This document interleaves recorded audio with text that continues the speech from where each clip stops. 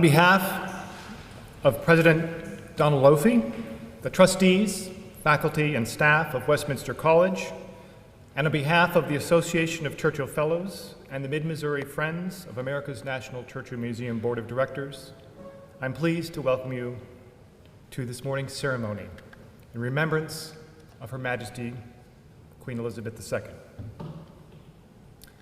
This morning, as we gather to remember and recall the life and legacy of Her Majesty, we do so in a time-honored ceremony and in a place that has had its share of history, pageantry, and pomp. For nearly 850 years, this magnificent building has stood, fallen, and risen repeatedly in London and here in Fulton.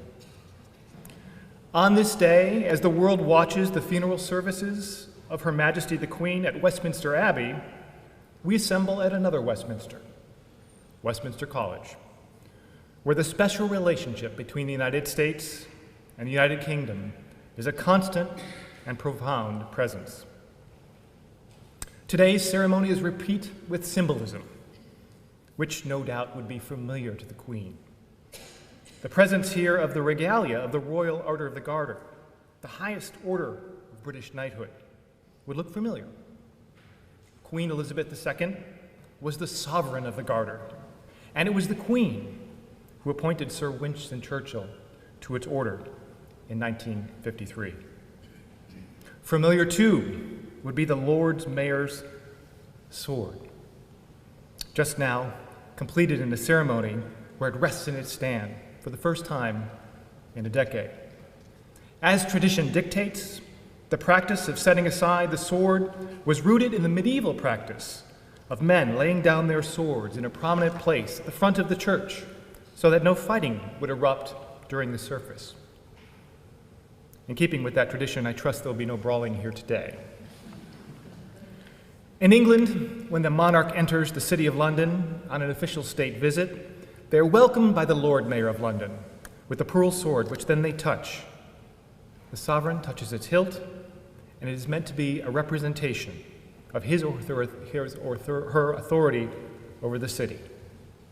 Queen Elizabeth II participated in this ceremony countless times, including during her Diamond Jubilee and at the funeral of former Prime Minister Margaret Thatcher, who was inducted into the Association of Fellows here at Westminster College in 1996. Our Lord Mayor's sword was given by the Worshipful Company of Cutlers, the ancient British Guild, with the directive that it only be used on special ceremonial occasions. Today is such an occasion. So as we reflect on the long life of Queen Elizabeth and look back at her historic reign, from her time as a newly coronated queen 70 years ago to the elder stateswoman who welcomed her 15th prime minister only 2 days before her death, we are reminded that enduring institutions are comprised of individuals that contribute to their history, and that occasionally and remarkably, history produces an individual that becomes an institution.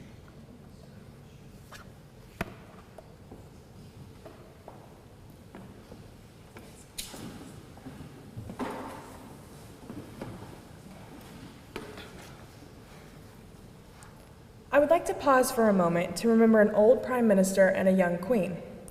Churchill's first known comments about the future Queen Elizabeth II were made in a letter to his wife, Clementine, on September 25, 1928, when he was staying with the royal family at Balmoral Castle. Churchill wrote, "There is no one here except the family, the household, and Queen Elizabeth, age 2. The last is a character. She has an air of authority and reflectiveness, astonishing in an infant." While Churchill knew young Elizabeth was, or would be, a princess, and certainly not in line for the throne, his prescience to call the 2-year-old queen was uncanny. Years later, in 1955, in his final toast as prime minister, he saluted his sovereign. Churchill said, "Never have the august duties which fall upon the British monarch been discharged with more devotion than the brilliant opening to your Majesty's reign. We thank God for the gift he has bestowed upon us and vow ourselves anew to the sacred cause. and wise and kindly way of life of which your Majesty is the young, gleaming champion.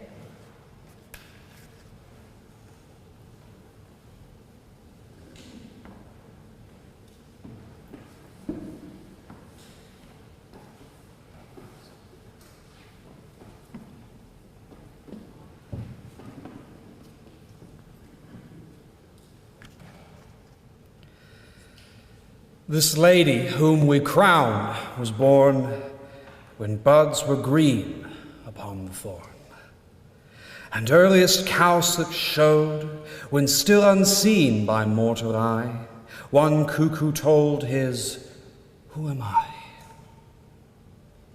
And over little glints of sky, in rain pools whence the trickles flowed, the small snipe clattered wing. The swallows were upon the road, naught but the cherry blossoms snowed. The promise was on all fields sowed of earth's beginning spring.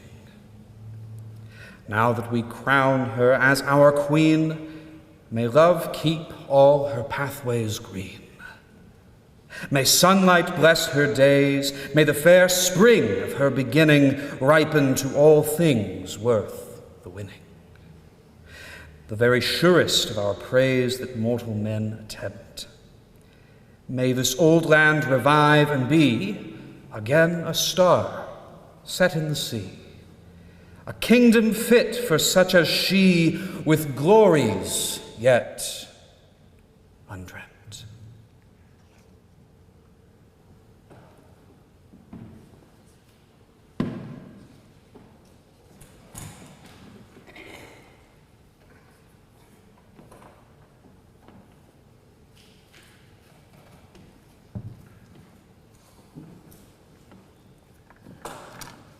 I think I'm tall enough, I'm not sure.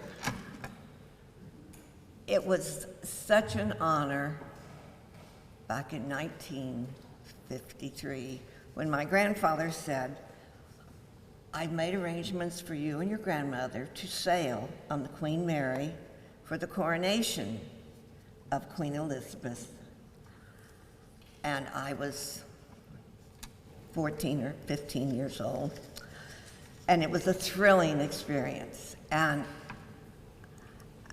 when they were saying on the news today, or in the last week since she died, that the coronation was 14 months after her father had died and she became queen. And in seeing and being there, I can understand why it took them that long to get it all ready. The coronation coach was the most gorgeous thing I've ever seen. And it was a little cloudy day, not bad, but a little cloud. But after all the troops and the various military and everybody went through, and then came this just glowing, I've never seen anything as luminous as the coronation coach. And if you're ever back in London or anywhere close to London, you must go to the Royal Mews at Buckingham Palace, and that's where it's stored along with some other coaches. And it's open to the public, and see this just unbelievable thing. And the Queen herself, the glass that goes around it was low enough that you could see her sitting. It wasn't just that you just could see her head and her shoulders. You could really see the Queen. And through all the years and everything that she did, she was always going to be, I think, remembered just as the Queen. And I think you'll enjoy seeing some of the things they have downstairs. And they have, I believe, a small replica of the coronation coach. So you must find it, and you'll all enjoy seeing it. And thank you so much for coming. I know it would make Her Highness very happy. Thank you.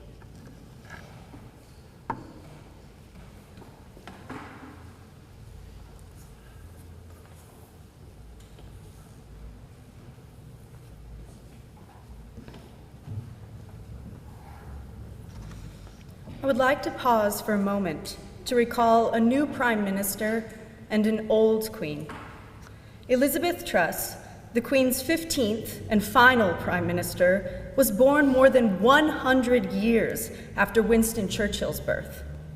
Liz Truss formally became the United Kingdom's Prime Minister when the Queen invited her to form a government in a ceremony at Balmoral Castle on September 6th, 2 days before Her Majesty's death. Upon the news of the Queen's death, the Prime Minister wrote, "We are all devastated by the news we have just heard from Balmoral. The death of Her Majesty, the Queen, is a huge shock to the nation and to the world. Queen Elizabeth II was the rock on which modern Britain was built. Today, the crown passes, as it has done for more than 1,000 years, to our new monarch, His Majesty, King Charles III. With the King's family, we mourn the loss of his mother, and as we mourn, we must come together as a people to support them, to help him bear the awesome responsibility that he now carries for us all. We offer him our loyalty and devotion, just as his mother devoted so much to so many for so long. And with the passing of the second Elizabethan age, we usher in a new era in the magnificent history of our great country. Exactly as Her Majesty would have wished, by saying the words, "God save the King."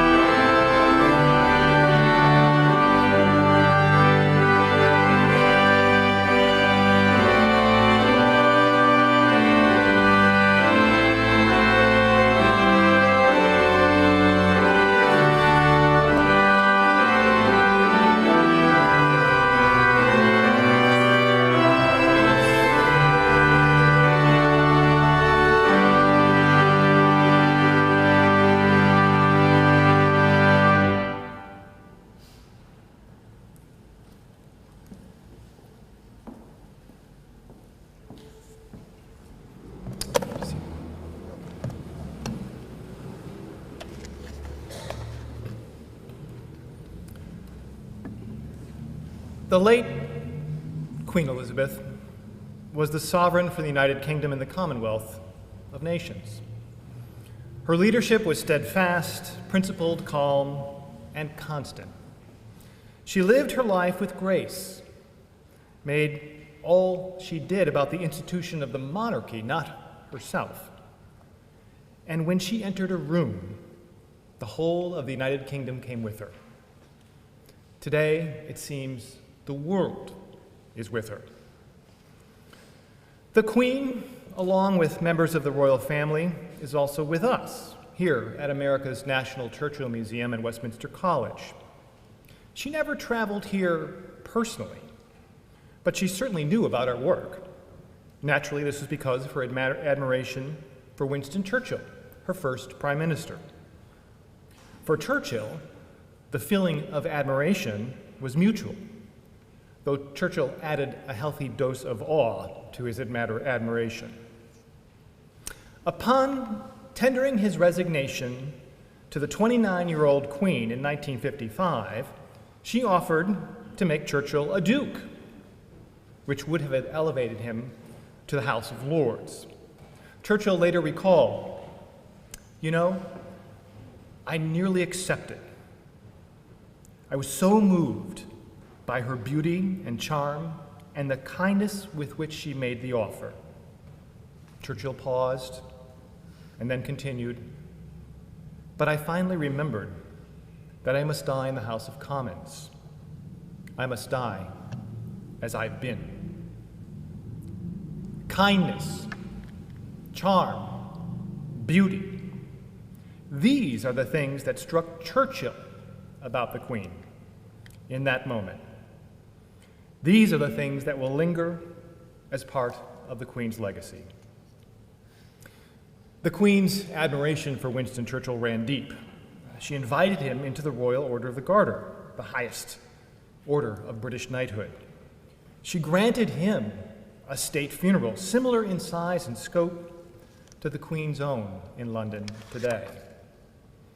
The admiration and affection for Churchill linked her and the royal family to this special place.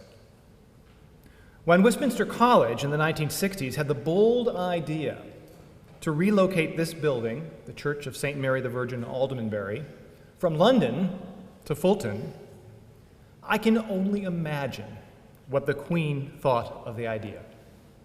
I can almost hear her, in her understated and measured tone, say, "They want to do what?"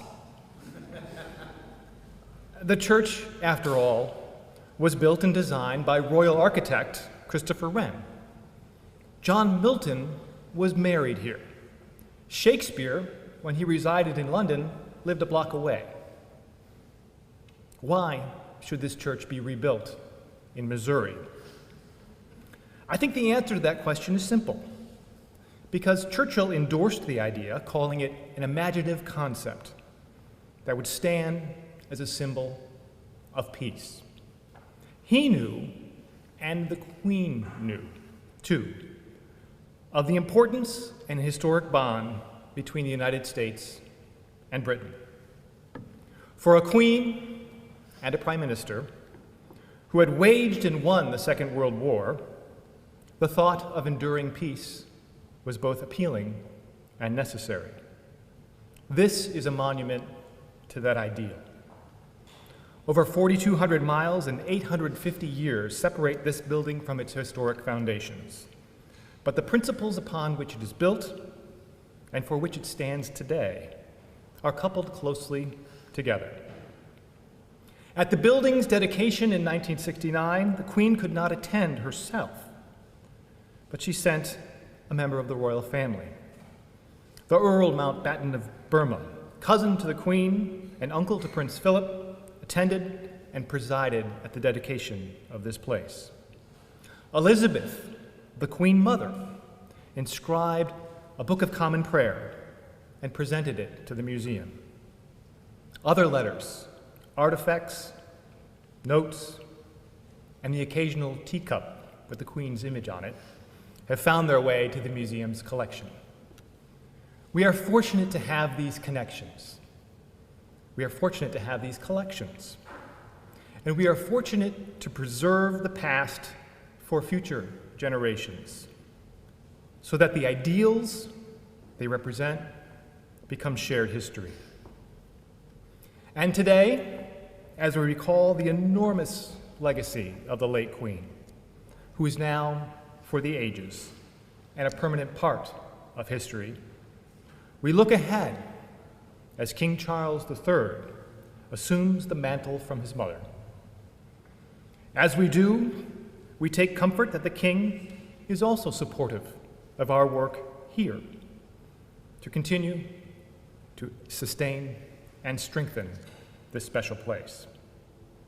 King, then Prince Charles, wrote to us in 2019, just 3 years ago, on the occasion of the 50th anniversary of the museum.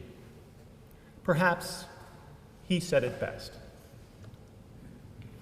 He said, "The church, it seems to me, represents the essence of the human spirit and our ability to overcome tragedy, having quite literally been raised from the ashes of the Great Fire of London in 1666 and brought to life again, 3 centuries later, after its destruction in the Blitz. It therefore gives me great joy that this church stands proudly rehallowed in Fulton, Missouri, as an extraordinary example of resilience and hope. It is my particular wish that the Church will continue to receive the support it needs to sustain its work for future generations.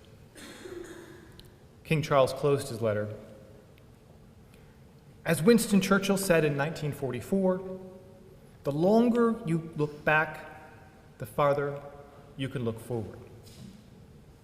While there is much work to be done before the future of this uniquely special place can be fully assured, I would like to thank you, and most warmly, for your continuing efforts to protect, preserve, and cherish it. So said King Charles. We will, of course, continue to protect, preserve, and above all, cherish not only this place, but the relationship we enjoy with the royal family. Like this venerable building, Queen Elizabeth was the personification of resilience and hope. For that, we are all grateful. We will close today's ceremony by tolling the bells here at St. Mary the Virgin, Aldermanbury, once in London, for 1 minute in memory of Her Majesty the Queen.